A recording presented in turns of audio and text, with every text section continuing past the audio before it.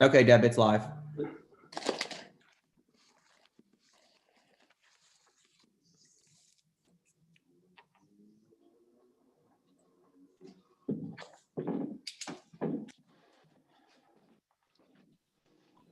Madam Mayor, it's 4:33 and we're live.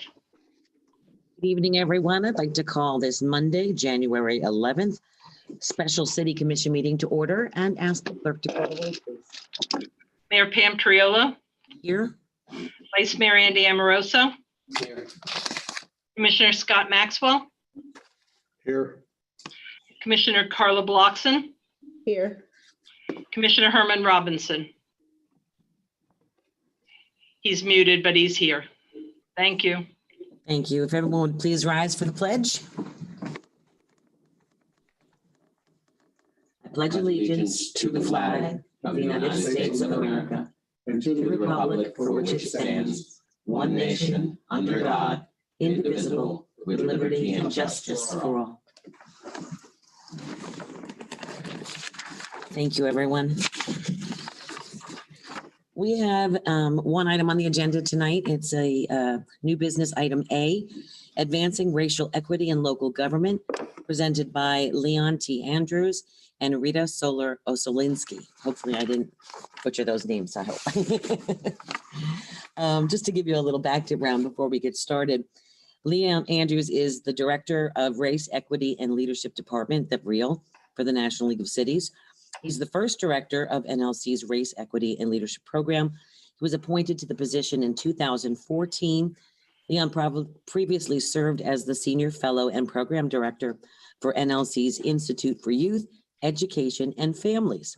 For 8 years, he led all of the Institute's youth development work with mayors and other municipal leaders around the country, including in areas related to childhood obesity, disconnected youth, youth engagement and leadership, and youth master planning. He received his Bachelor of Arts in Political Sciences from Howard University, a Master of Science in Public Policy and Management from Carnegie Mellon University. He's a PhD candidate in the Urban and Regional Planning Program at the University of Michigan. He's married to an amazing woman, Dr. Christine Andrews. They have 3 beautiful daughters, Jessica Austin, Julia Iris, and Joanna Jonas. We're going to move on to Rita. She's the Program Director for REAL, National League of Cities. She joined NLC's Race, Equity, and Leadership team in late 2018. She manages and supervises staff and key activities for funded REAL projects.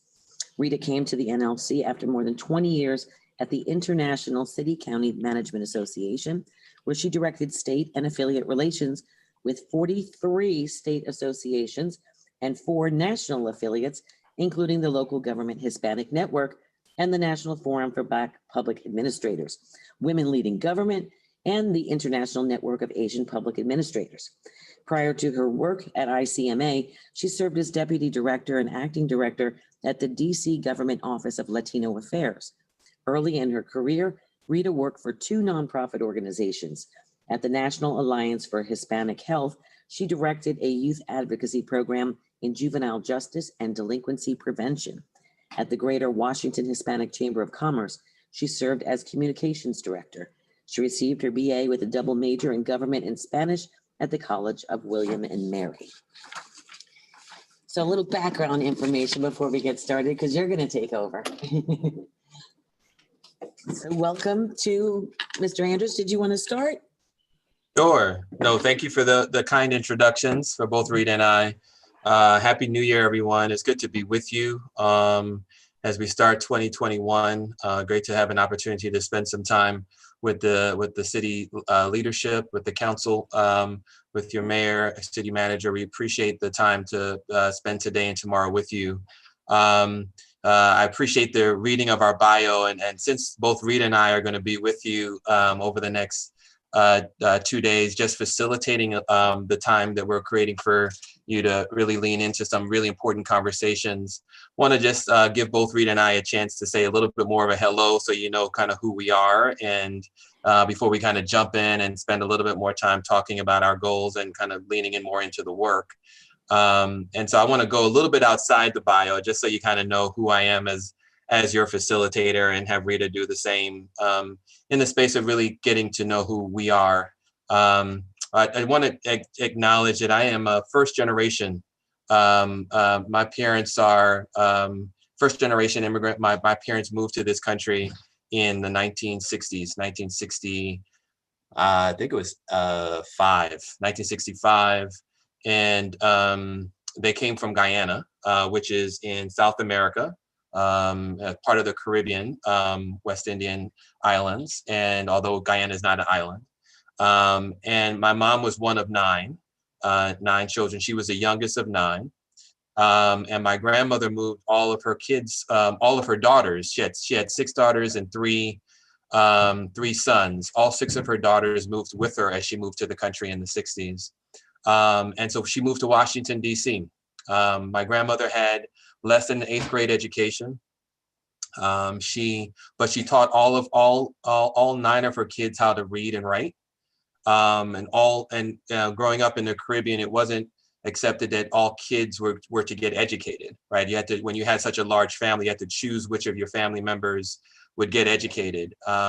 And just to know the story that I come from, my grandmother not only made sure all of her kids read and write, but all of her kids ended up graduating from college, which it was unprecedented during that time.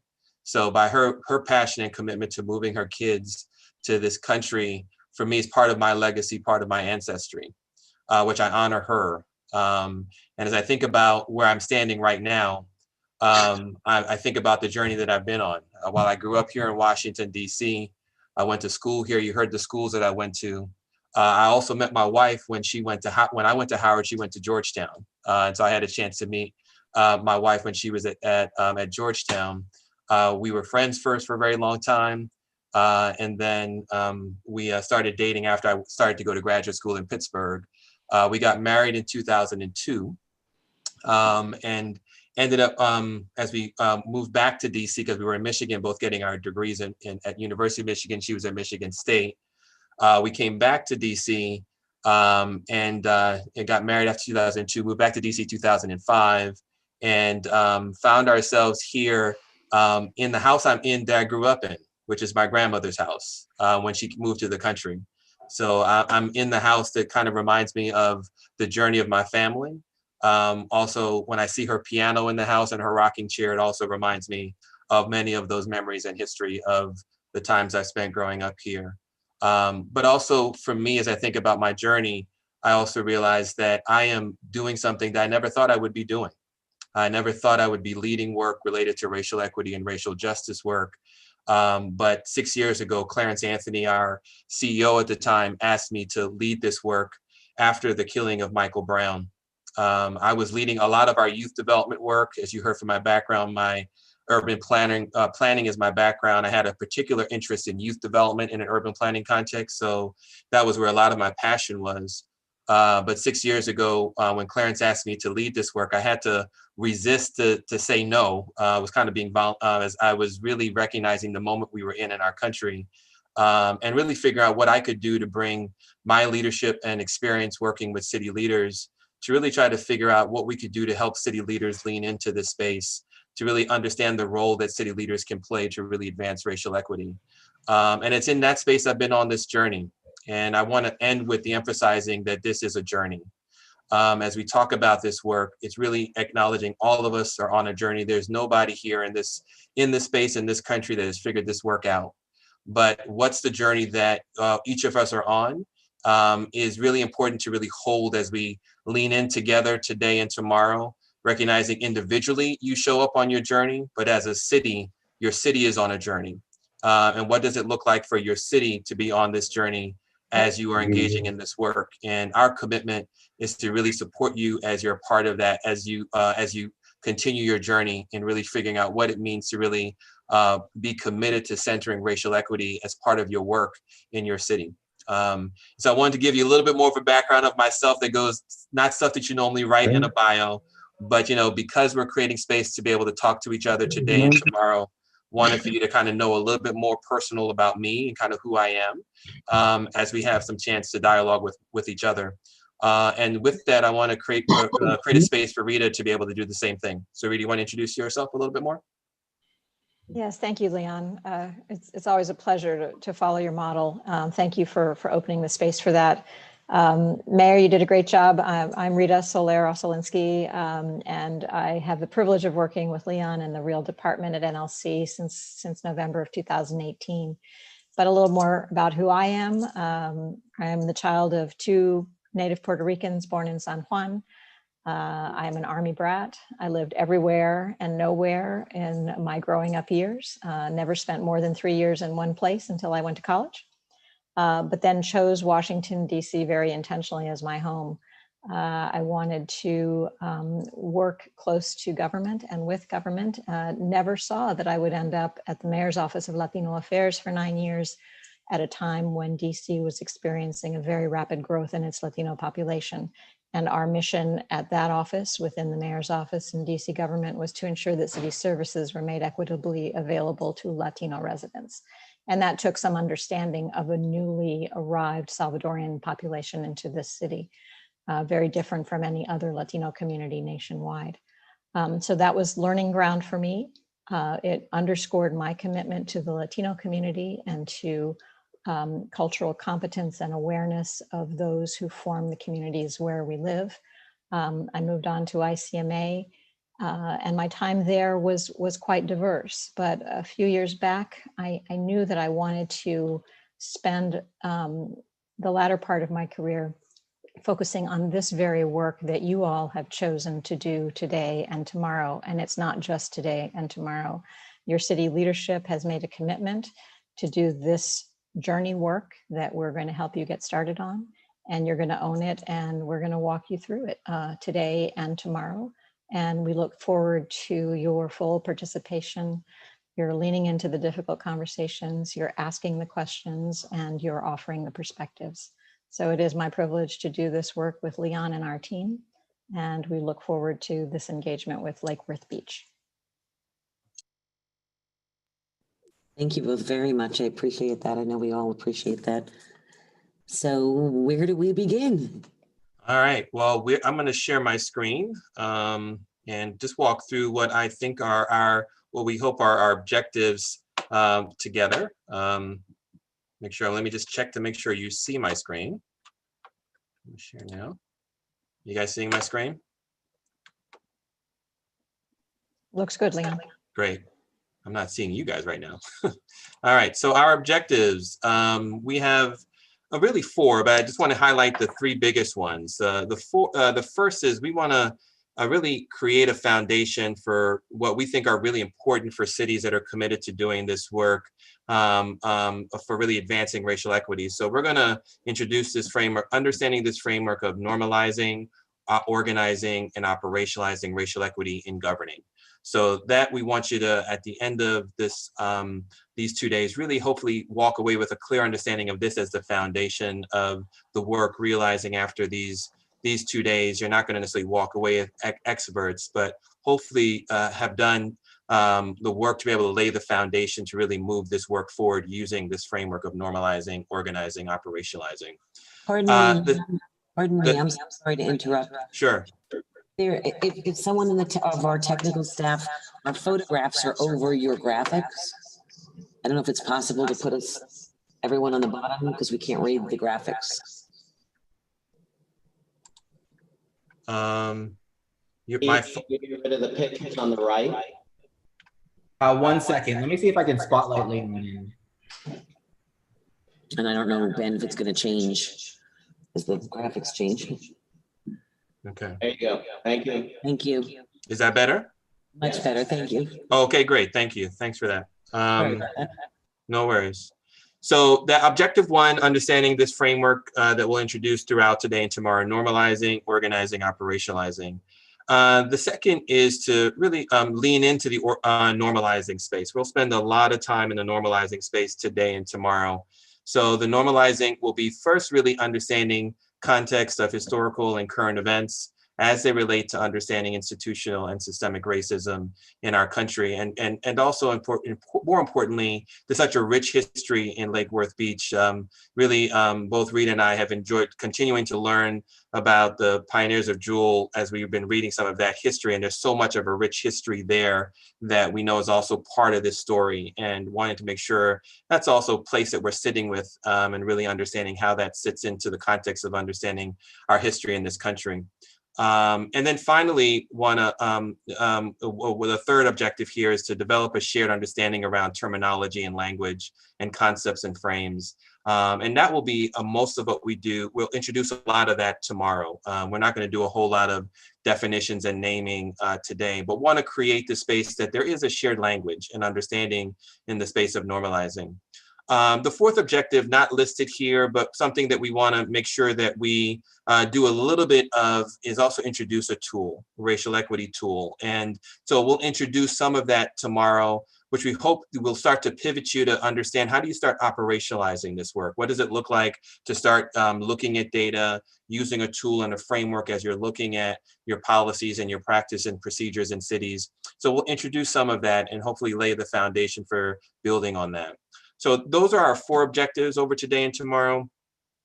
Because it's virtual and unfortunately we're not able to spend time with you in person, it's really important, even more so, that we just really acknowledge the importance of creating a learning environment. There's about 50 of you kind of that we'll have a chance to interact with you in these during over the next 2 days.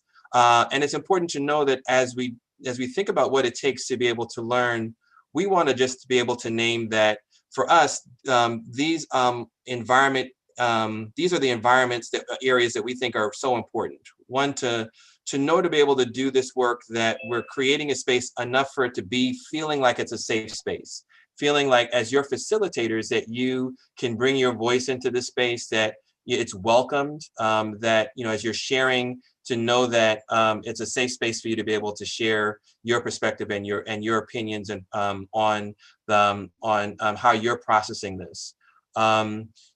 We like to say what is said here stays here. We obviously know that there is those that are listening in and engaging, but just want to do the best we can, create a space for acknowledging that to the extent that we can acknowledge a space for you to be able to feel like you have a chance to be able to speak and share, that we want to acknowledge that and honor that as much as we can as your facilitators. But we also hope that if you learn something, it leaves with you, and you share that and have conversations with others, and how important that is to be able to talk with others about things that you're learning about that you maybe did not know about. And so knowing that's also a really important part of the learning environment. The fourth here is offering what you can and also asking for what you need. And the reason why we call that out in this learning environment is because just the acknowledgement that there's no one of us has all the answers. All of us have something to offer, but it doesn't mean that all of us have everything to offer, right? And so how do you think about what you have to offer, but also acknowledging that there are things that we need to ask for help. Like you don't understand things. There might be things we don't understand about local context, about how some of this is playing out within Lake Worth Beach. And that will be a space where both Rita and I may be asking for stuff that we need to better understand that context. So both as your facilitators and as participants, realizing that we bring both to the space of learning, and just wanted to name that in this environment. To do this work, if we're doing this work really well, there's got to be spaces where it will get a little uncomfortable. And doing this work requires us to be willing to be uncomfortable. And so part of what we're asking you to commit to is leaning into that uncomfortable. When it's getting uncomfortable, don't disengage. Stay committed to leaning in and allowing yourself to really grow. That's when you really start to find yourself challenging yourself and growing. So I wanted to name that as part of this learning environment over these next 2 days. Starting from where you are, we want to name that just because we don't have any assumptions that you come in with any foundational knowledge. Some of you might have more understanding of some of these concepts. Some of you might have gone through other trainings before and have other lived experiences that you're bringing into this space. And some of you, this might be one of the first times you're really sitting and having a conversation. This real 101 is really created a space for allowing everyone to be able to start from where you are as you're engaging, while honoring, that this is a safe space. We want to create the space where everyone feels like they can engage. And in that space of everyone engaging, this next one about participation is a learning opportunity, is so important in your commitment to really growing. And so while there are about 50 of you here, we really want to encourage you to really be committed to participating. Find whatever ways allow you to be able to participate, because if you're not participating, many times we find it could find ways for you to disengage. And so we really want you to encourage you to be able to find ways to lean in and participate as part of your own learning opportunity. And then finally, because it's virtual and we're not seeing each other, just a commitment to the extent possible, keeping your cameras on. And that just allows us, particularly when we're having discussion, to see each other. And while we can't see each other in person, the camera is the best way for us to make whatever physical contact we have with each other. And so want to do the best we can to try to honor that space. So we want to set this as our learning environment. I do want to just do a quick check before we jump in. We don't want to assume that everybody's comfortable with that. So let me just do a quick check to see if anyone is there anything about this learning environment that folks are not comfortable with, or folks feel like we should name something else as we lean in before we start jumping in. As your facilitators, we want to make sure we're honoring this learning environment. And in some cases, we may remind you about the learning environment that we've committed to. But anyone have any concerns or feel like we're not naming something that you feel we should name and honor as your facilitators before we start jumping in and engaging with each other? I think we're good. We're good? All right, that sounds like 2 thumbs up or 2 snaps. All right, great. Excellent. So I'm going to turn it over to Rita. Thanks, Leon. And what we're going to do next, as the slide will indicate, is a tradition that the REAL department began a little over a year ago. Much of the programmatic work we do gets supported by a number of external foundations and organizations, and the Kellogg Foundation led us in the direction of looking at the role and the history of our Indigenous background nationwide. So at a special session we had with a cohort of cities in April of 2019, we began this tradition of acknowledging the land. And in an ideal world, we would be there with you in Lake Worth Beach today. So that's where we are imagining ourselves. And every place we go virtually, we discover a wealth of background and history on the people who first lived where we are. So in the case of Lake Worth Beach and the county where Lake Worth Beach is residing at the moment, the Zega, or Yega, were the Native Americans living in a chiefdom of the same name, which included the coastal parts of present-day Palm Beach County and Martin County, Florida. At the time of initial European contact and until the 18th century, the area occupied by the Jega corresponds to the East Okeechobee area, an archaeological culture that is part of or closely related to the Belle Glade culture.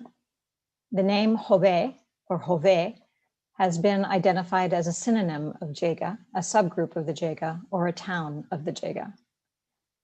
There's little written history about the Jega people. They were likely similar in culture and custom to the surrounding Calusa, Tequesta, and other tribes.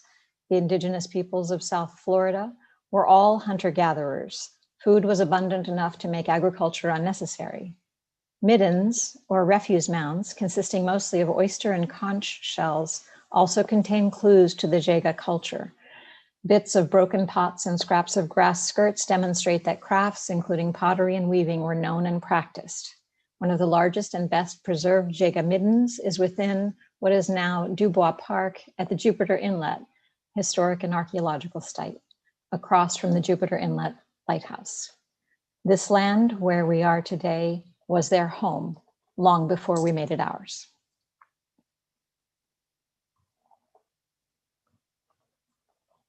So again, that tradition is one we maintain and sustain as we go through our engagements with cities across the country, and we always have something unique to learn, to share, and to bring to the conversation.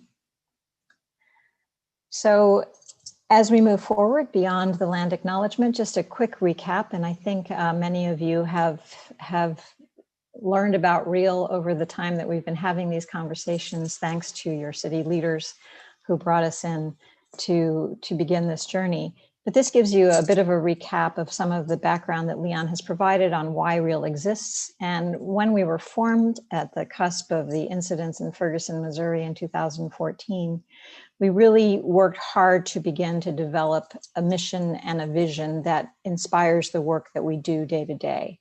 And we do this work at the invitation of local leaders. And our goal is to build leaders' knowledge and capacity to eliminate racial disparities, heal divisions, and build more equitable communities. So that's what drives us. And we also try to take the long-term view, envisioning a nation where every local official is equipped to effectively lead and serve an inclusive, thriving, and healthy community. So these two cornerstones serve as the undergirding of the work that we do, and we try to keep it in mind as we design our trainings, our technical assistance, our work to build capacity in cities, our work to help you network, and our work to help you have the important, difficult conversations that will lead, hopefully, to a racial equity plan for your organization. So beyond the mission and vision, over the 6 years that we've been around, we've built quite a substantial network. This is a snapshot as of 2019 of over 400 cities where we have had some kind of contact or touch, either through training, technical assistance, or capacity building. Just from 2019 to 2020, we've had a 77% increase in the number of intentional city engagements from the high 20s to the high 30s. So we're at close to 40 cities where we have engagements such as this one that we're conducting with you starting today. So that network really helps build a foundation for us to continue our work through individual cities and also through the network of state municipal leagues across the country. And we've done this work. We didn't try to reinvent the wheel. The conversations that we are leading, the trainings that we are facilitating, the capacity building that we are sharing was built on foundations that we gathered from partners who have helped us frame it. We have tailored it specifically to municipal organizations, but Race Forward and the Center for Social Inclusion, together with the Government Alliance on Race and Equity, helped us begin this journey and craft the tools that we have now adapted for municipal work. We want to acknowledge the fact that that helped us on our way. So today, these are the 4 prongs of the work that we do: the training that you're experiencing, the technical assistance that we offer as a backup to that training. We really don't engage with a city with a training exercise where you check the box, you're done, and you move on independently, but rather we lace that together with the other elements in our portfolio. So the technical assistance and network building is key. And then we want to move beyond the addressing specifically of the racial equity issues, but looking at other special populations in each municipality where we work. So we build this effort based on the theory of change. Once we are invited into a city to initiate this kind of work, that invitation has come because there has been a recognition that change is needed.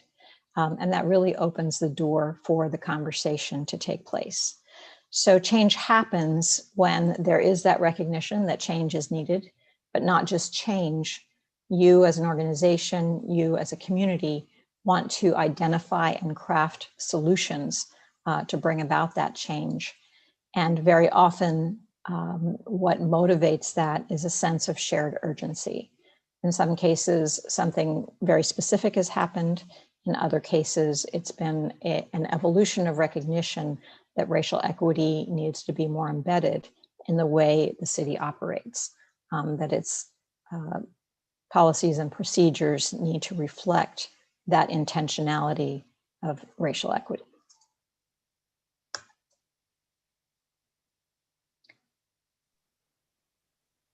So we're going to put you to work next. with a little exercise. And Leon's going to take it from here.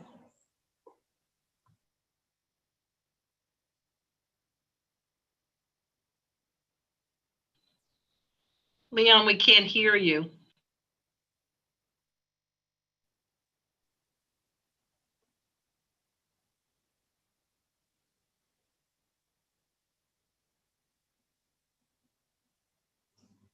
Keith, has the host muted Leon? Nope, he's unmuted. Okay. We're not hearing you. Is your volume down?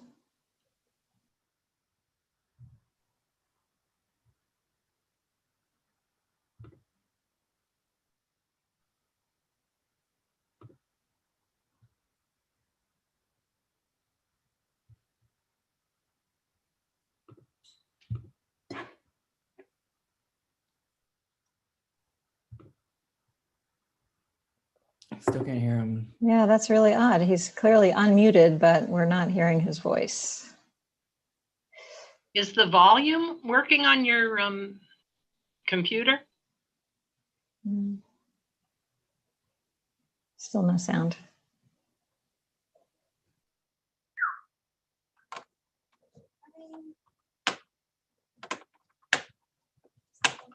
They're not able to hear me for some reason. We can hear you now. We can hear you now. We can hear you now.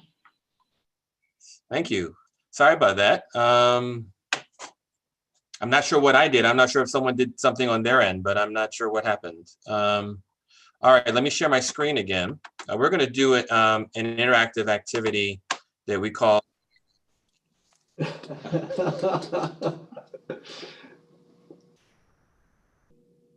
You're gone again.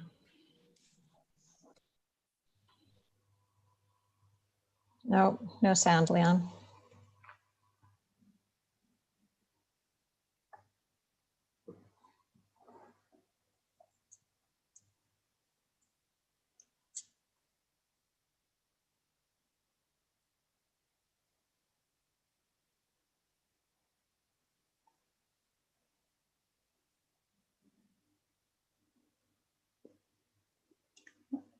Looks like he's going to try an alternative dial-in.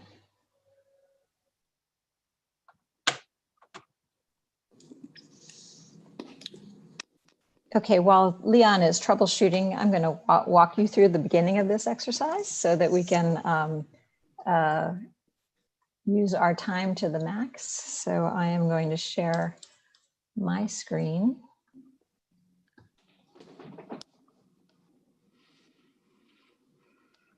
And explain this next exercise. So.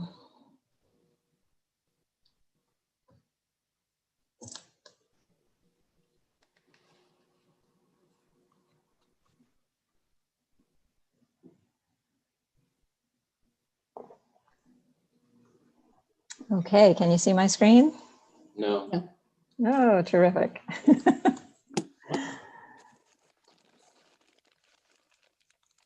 It must be the first Monday in January or the second. Share screen.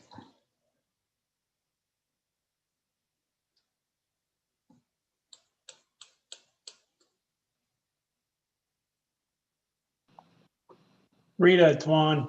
Does Keith have that presentation?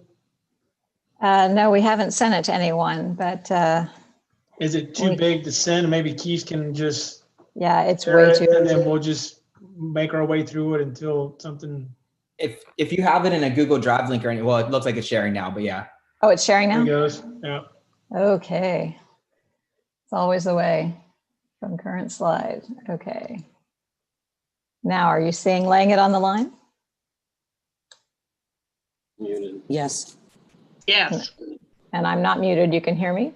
No, Yes. you're good to go, Rita. All right, excellent. Okay, while Leon works on his sound, I'll walk you through this exercise. This is where those of you who are at your computer can use one of the features in Zoom. So if you scroll your cursor around the top of the page, just above the laying it on the line, you will see a toolbar. And on that toolbar, there is, a,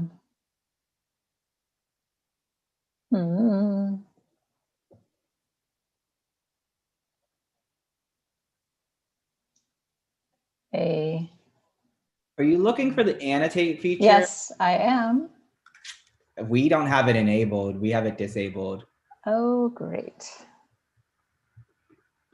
And you can't enable it? Not unless I completely stop the meeting. That's not good. All right. Keith, does that mean stopping and knocking everybody off the meeting or just stopping the meeting? It literally would have to knock everyone off and start it again. No, that's not a good use of our time. So let's see how we can come up with an alternative. The way this, How often do you use that function? we will be using it on another exercise after this one as well Today? today. Do we want to take a 15-minute recess and then just everybody log back onto the same link? Is that how it would work, Keith? Yeah, it would be the exact same link. I just have to go into our settings because we disable it for security for many of our other meetings. Right. Yeah. Okay, Mayor, this is your meeting. Would you like to take a recess and allow us to log back in so Keith can activate that function? Yes, yeah, let's just take a brief break, but also just keep in mind too, that we're not all individually sitting by computers. So None of us have computers. we don't have computers here. That's okay. We can, for those of you who don't have computers, you can indicate where you would like us to put your mark on the screen, and we can handle it that way since it's just a group of 5 of you there. Okay. That would work. And hopefully we won't need 15 minutes for this process, and perhaps that will allow Leon's sound access to come back by logging out and logging back in. Okay, that All sounds right, good. Keith, so Let's take Madam 10. Mayor, it's 5:10. We will all log back in 5:15. Keith, can you get it turned around in 5 minutes? Yeah, I'd that's say, fine. I'd say let's do it at 5:20. Because I want to make sure that Leon has the ability to get his stuff squared away, and for Keith to test with him, because I seem to think, he was on and then he disappeared. I seem to think maybe something's been pushed that's not allowing him. Can we check that out? Yeah, absolutely. All All right, right. so 5:20, we'll log back in and we'll go from there. Okay, I'll entertain a motion to recess. Let's recess. Bye. Okay, thank you.